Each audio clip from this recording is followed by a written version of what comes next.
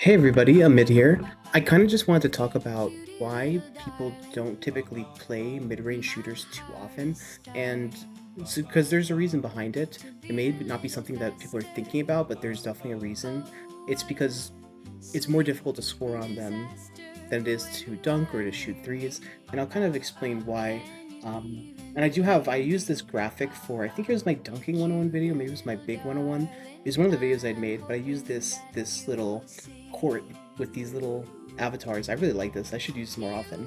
But basically, let's just pretend Heron is a mid-range shooter, and they have the ball, and let's just say he's trying to shoot mid-range. That's what his character does. So let's put them over here. He's somewhere over here. The Reno's here. Robbie's here, and the land is trying to screen for him somewhere like that, right? So the reason that it's so difficult is because both the shooter and the big can be in direct proximity very, very easily. It's not punishing for the big to be here because if it's a brick, they'll be there for the rebound. The reason that shooting threes, they sometimes can't go as aggressive in terms of their positioning is because, well, say Harren just shoots a red, right? He shoots a red, he gets a jump, he shoots a red, but now the Lan has a really clear shot to getting the rebound, and that's why he's being punished for trying to block this shot. Where if it's a mid-range, he can stand as close as he wants because he'll still be in range to grab the rebound afterwards. So because of that, it's much more difficult. Like if you say like you see a Speed X trying to shoot his mid-ranges to charge his passive, it's gonna be a lot more difficult for him to do that because there are so many people who can block. Also, same thing for Becky.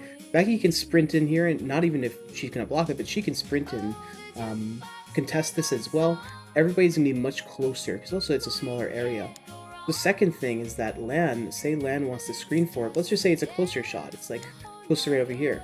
Lan, because she's now in the paint, can't screen, so now he has to shoot this, but she can't really help him that much because he's now going to be contested by both these people, and there's not much you can do. You're limited in the screens you can set when you're shooting in the paint. So because all of the area is condensed together, everybody's just much closer to be able to block it. So that's why people don't typically play mid-range shooters. Like when their entire kit is like mid-range shots. Like Amanda, for example, she's like primarily a mid-range shooter, and she can shoot with threes if you have a build for it. But that's why she usually isn't played. She's primarily used for shooting mids. The exception is if you're playing somebody like Natalie, right? Natalie has a bunch of different abilities that she can kind of start with the same animation, and you have to stand in different spaces to block them. Similar to Pinky, like if Pinky is positioning to dunk, you have to stand. Say she's like going for a post board, right? Like this is Pinky, and this is the enemy big. Well, if she's going for a post board, the big has to kind of stand under the rim to block it. Whereas then when she can turn out and do a smart dunk, the big has to reposition to block that.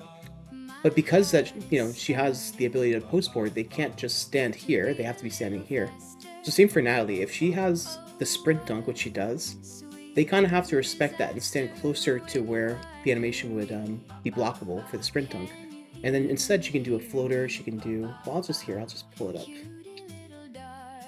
So I think people like Natalie and Randy, even Martin, they have a lot more motion than people think, and they are really good. As long as like you're good at the inputs, they're really solid. And it's just good because to block these, you have to be standing in different positions. You can't just stand in the same spot or they would suck. So for Natalie, you have a bunch of different options with her. You have just a regular sprint dunk, right? You have the sprint dunk, but instead of dunking, you do the...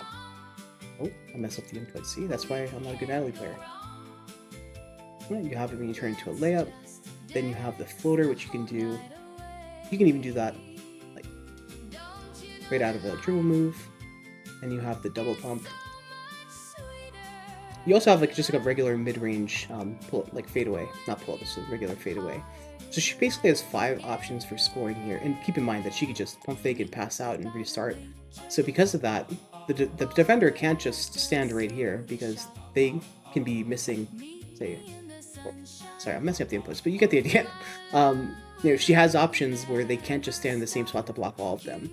So she's not a typical mid-range shooter. And that's also the reason why I like somebody like Julian, which he does not really get played very often, but I think Julian does have potential to be good.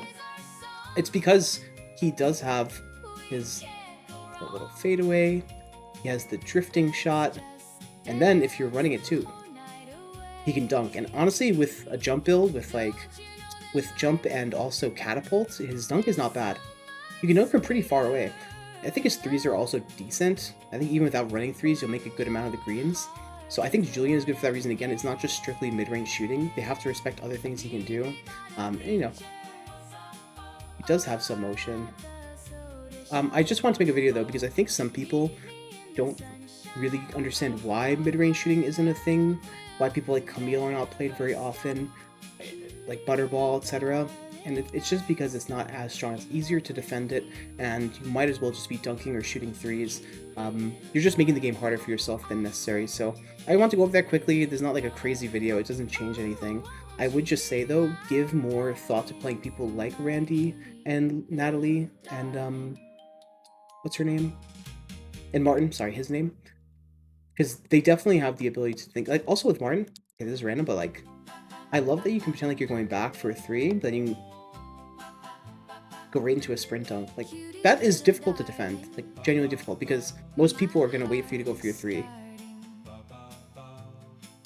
So because you can threaten both, I think, like, Martin is my least favorite person to play versus, honestly.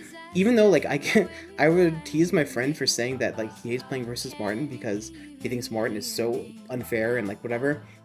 I used to make fun of him, but then the more I thought about it, I was like, low-key, he's right. Like, Martin is kind of broken. He's kind of difficult to deal with, especially, like, when you kind of need help to deal with him. Like, it can't just be the score a lot of times, like, just because the bigs will screen for him. So if you're working against a screen and Martin has all these different things he can do, especially too, like, you'll see commonly Martin just get the ball and pump fake out, and then what are you gonna do? At this point now, this guy's about to just drop a three on your head, like, no matter what. So I do like Martin a lot. Anyways, this is kind of like a random rambling video. I just was thinking about it, and I never saw anybody talk about this before, and even just like my friends who talk about SBA, this has never come up. And I just thought maybe other people were wondering why this was not such a prevalent scoring method. So hope it helps a little bit, or it was interesting or anything. All right. I'll touch you later.